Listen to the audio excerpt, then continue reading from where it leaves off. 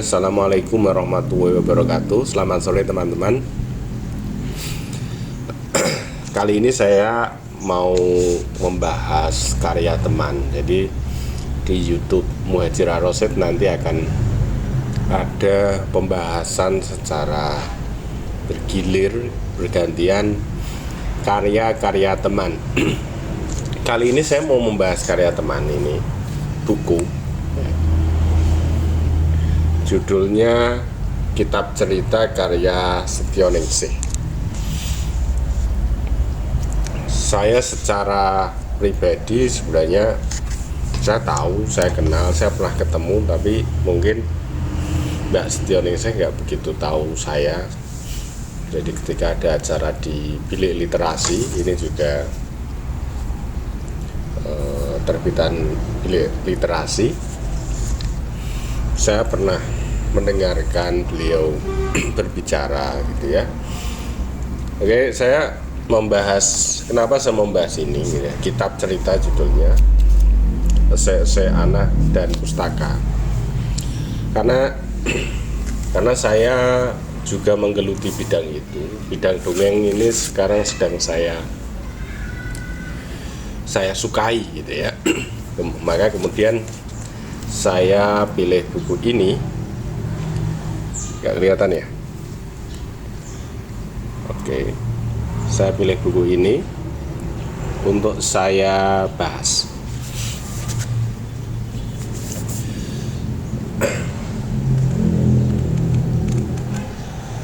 Teman-teman, ini kumpulan esai, semuanya terkait dengan, hampir semuanya terkait dengan anak.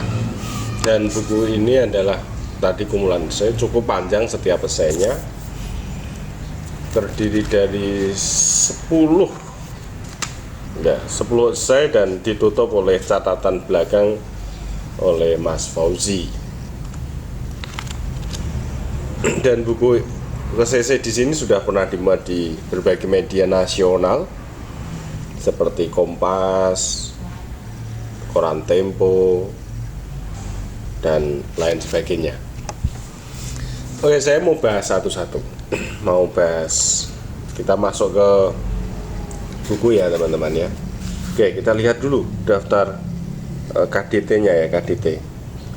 Ya, buku ini merupakan buku baru sebenarnya tahun 2019 kemarin, Desember 2019 untuk cetakan pertamanya. Dan buku ini halamannya berapa halaman ini? 100. Nah, buku ini 82 halaman. Ya, kalau untuk pembaca yang biasa membaca buku ratusan halaman, ini termasuk buku tipis. Tapi kalau pembaca media sosial saja, ini buku yang cukup tebal. Oke, kita lanjutkan. Gini teman-teman, tadi saya mengatakan buku yang tipis, tapi buku ini cukup komplit. Maka saya menyarankan bagi Anda yang meneliti tentang sastra anak bisa membaca buku ini, karena referensi yang digunakan di dalam esai-esai ini cukup komplit, mendalam, dan ya sangat lama dan sangat baru. Sangat lama itu kan jangkauannya, kalau orang nggak ngeliping, tidak membaca buku-buku lama, dia tidak akan mendapatkan. Tapi baru juga, kalau dia tidak ngecek buku baru, misalnya saja ya, salah satu contoh di sini ada Presiden dan buku anak. Ya. Di situ Presiden Jokowi yang biasanya memberi hadiah ke anak-anak menggunakan buku tulis, terus kemudian dia membawa buku cerita. Buku ceritanya itu dilacak loh sama Mbak Setioningsih. Dia telusuri buku anak itu, jadi dia tahu buku-buku yang diambil Pak Jokowi itu ini. Oke, ya, saya lanjutkan saja tentang presiden tadi. Jadi tidak hanya presiden Jokowi, ya. Terus kemudian Mbak Setioningsi ini ke Presiden Soeharto, bagaimana Pak Harto menyediakan bacaan untuk anak melalui impres tadi. Jadi buku-buku milik negara diterbitkan oleh negara.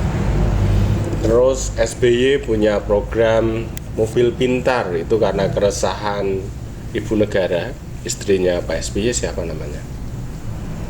Ya, pokoknya dia keresahan ketika di daerah bahan pustaka itu kurang, maka buku pintar itu diselenggarakan. Terus kemudian sampai ke Presiden Amerika, yaitu Barack Obama. Barack Obama menulis buku yang dia mengenalkan tentang Amerika itu bagaimana, dan berposisi tidak sebagai presiden tapi sebagai orang tua, gitu ya. Teman-teman, esai pertama di buku Mbak Setioningsi ini judulnya Merindu Bunyi Membaca Sunyi. Tentang apa ini?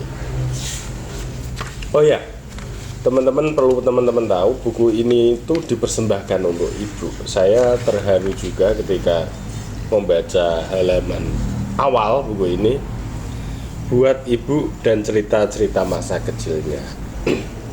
Sungguh, saya kalau dengar kata ibu itu selalu gergel gitu ya. Jadi ketika ada orang menyampaikan membuat buku dipersembahkan untuk ibu, itu bagi saya juga membuat saya bergetar. Merindu bunyi membaca sunyi. Jadi Mbak Setioningsi ini dia membahas tentang kelisanan dan sesuatu yang tertulis. Bahwa sesuatu yang lisan itu bukan terus disingkirkan, itu juga harus tetap dipelajari, harusnya tetap dipelajari. Sesuatu yang lisan itu tidak bisa tergantikan, karena ketika dia ngomong misalnya lisan selalu melibatkan gerak tubuh yang alamiah atau sering tanpa rencana ya. Mereka memiliki keyakinan besar bahwa kata-kata yang diucapkan dan dituturkan memiliki kekuatan magis.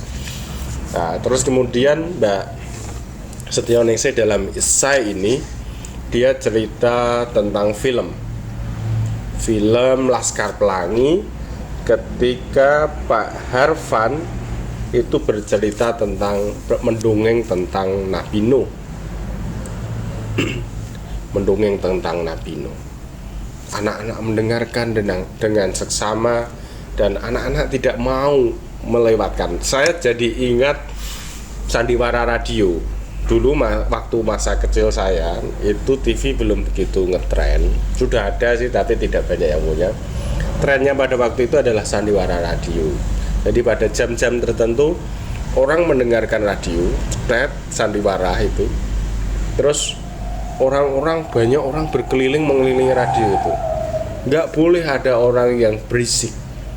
Kalau ada orang kentut saja itu mengganggu konsentrasi. Waktu itu Saur Sepuh, Tutur Tinular gitu ya, Arya Kamandanu, Arya Dwi Pangga dan lain sebagainya, Mak Lampir juga begitu. Itu kekuatan lisan gitu ya. Kekuatan lisan. Jadi membaca suara itu maksudnya mendengarkan. Ketika kemudian film itu dalam bentuk tulisan, itu hal-hal yang efeknya suara itu tidak kena gitu ya. Cuma kalau menurut saya tulisan punya kelebihan di imajinasi. Jadi orang memiliki imajinasi yang kuat.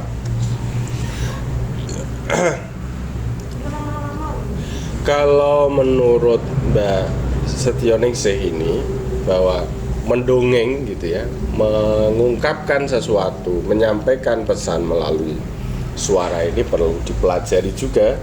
Bahkan kemampuan kelisanan mestinya bisa memasuki mata perkuliahan secara khusus, tidak hanya sebagai metode pengajaran.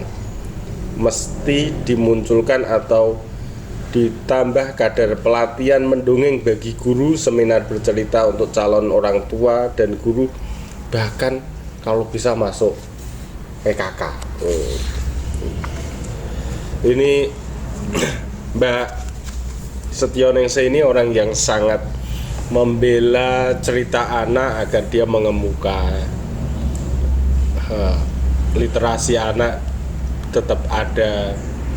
Maka tidak heran ketika Mas Fauzi di dalam catatan penutupnya itu judulnya advokasi suara advokasi literasi. Jadi membela agar literasi mendapat perhatian lebih, gitu ya. Terus kemudian di esai kedua itu judulnya adalah politik ilustrasi bacaan anak. Apa politik literasi bacaan anak? Jadi bahwa bacaan anak dan ilustrasinya itu menggambarkan sebuah masa. Misalnya ketika masa sebelum politik etis, gitu ya. Ilustrasi yang gambar adalah orang-orang luar, orang barat.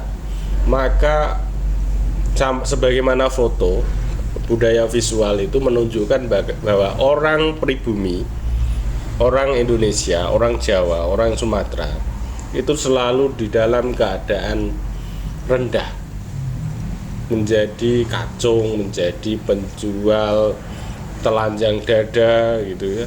Penggambarannya adalah orang-orang itu, orang-orang miskin, orang-orang terpinggirkan. Sementara dia pokoknya dalam posisi lebih rendah. Maka kemudian muncullah ilustrator-ilustrator yang Indonesia di Balai Pustaka pada waktu itu, yang kemudian sedikit demi sedikit mereka mengubah citra manusia Indonesia melalui ilustrasi buku pembelajaran pada waktu itu. Ini saya bacakan saja kutipannya. Tidak mudah melupakan mental budak ciptaan para ilustrator Belanda pada abad ke-19 dan ke-20. Jadi mungkin mereka nggak sadar, gitu ya, menciptakan mental budak itu. Tapi pada kenyataannya visual yang muncul di buku-buku termasuk buku pelajaran adalah kita yang budak, gitu ya. Kita yang terjajah, kita yang terbelakang, manusia yang terbelakang.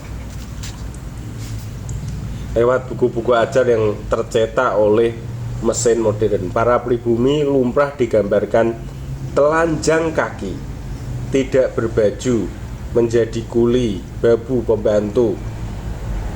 Mereka duduk di lantai dengan tuan majikan kulit putih yang memamerkan perangkat kemodernan.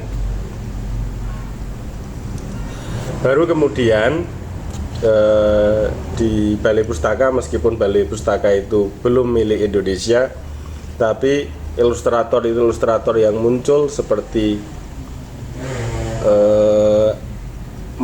B. Margono, Ardi Somalah, Abdul Salam Karyono ini menemukan identitas rupa keindonesiaan. Itu ya, jadi bahwa ilustrasi itu atau kalau saya mengatakan budaya visual, karena saya lihat kayak tren kayak gitu itu tidak hanya di ilustrasi tapi juga di fotografi juga begitu. Ya, karena memang penggambarannya pada waktu itu begitu, gitu ya. Pendapat Mbak esai ini ditutup dengan kata-kata begini, bahwa intinya antara ilustrasi dan tulisan itu sama pentingnya. Dia nutupnya gini: membaca membaca pertama sangat bisa terjadi lewat mata yang menghayati ilustrasi. Peranan ilustrasi tidak lebih tinggi atau rendah dengan teks. Ia menjadi perangkat instingtual yang kuat menaut apa yang tertekan. Dulu waktu saya kecil juga begitu. Saya belum bisa membaca. Di situ ada gambar bagus. Maka saya berusaha bisa membaca agar saya tahu isi buku itu. Oke. Terus kemudian selanjutnya adalah iklan bacaan anak. Apa sih iklan bacaan anak ini isinya? Oke. Membandingkan ya. Jadi kalau buku-buku dulu, buku-buku lawas itu, iklan anak itu sangat banyak. Iklan buku anak itu sangat banyak karena mungkin buku anak dianggap penting gitu ya. Terus kemudian masuk pada eranya Pak Harto, iklan itu berkurang. Iklan buku anak berkurang. Kenapa? Karena Pak Harto mencetak bukunya secara gratis dan disalurkan ke SD Impres itu. Yang ada tulisannya cerita milik negara. Semakin kesini semakin berkurang. Bahkan misalnya di sini resensi saja tidak membedakan antara buku anak dan buku dewasa. Jadi buku anak tidak bisa diresensi di halaman koran yang resensinya yang biasa muncul setiap hari Minggu itu. Itu kira-kira kayak gitu itu isinya. Ya. Oke, selanjutnya adalah tadi yang saya katakan presiden dan buku anak. Ya, tadi sudah saya katakan kebiasaan bagus Presiden Joko Widodo itu selalu membagikan buku kepada anak-anak yang kemudian sekarang diubah. Dulu buku tulis, kemudian sekarang buku cerita. Terus bagaimana Pak SBY terhadap ini hal-hal yang terlacak tentu saja ya. Presiden Megawati mungkin nggak terlacak atau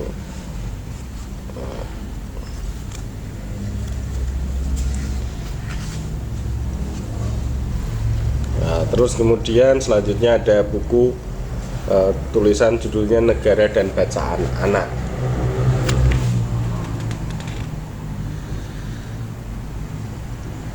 Oke.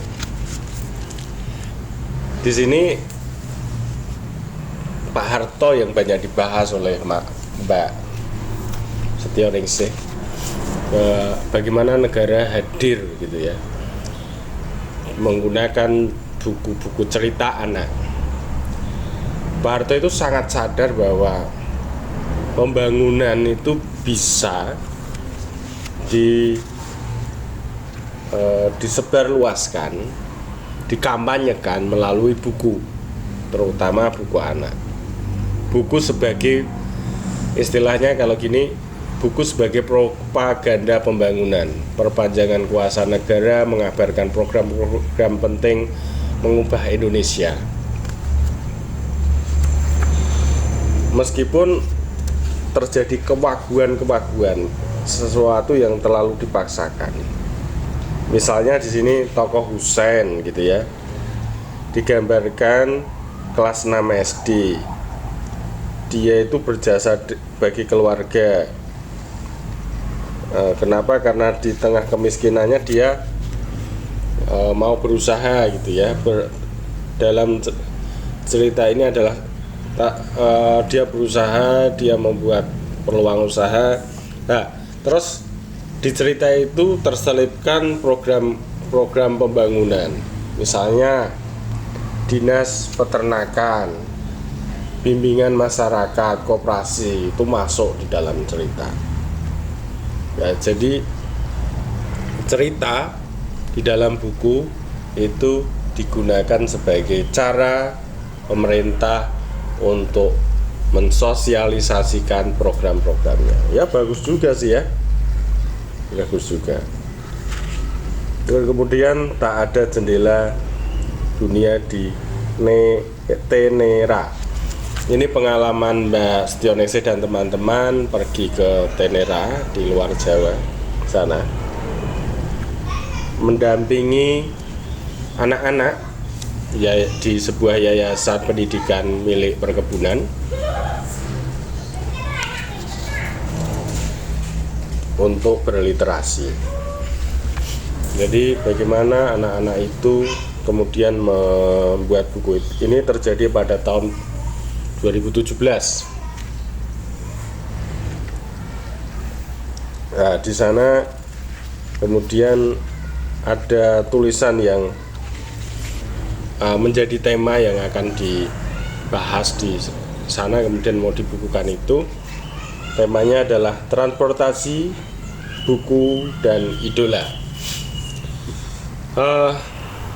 Di situ terceritakan bagaimana persentuhan anak-anak, dalam tanda kutip mungkin anak kampung, anak yang jauh dari kota itu bersentuhan dengan buku.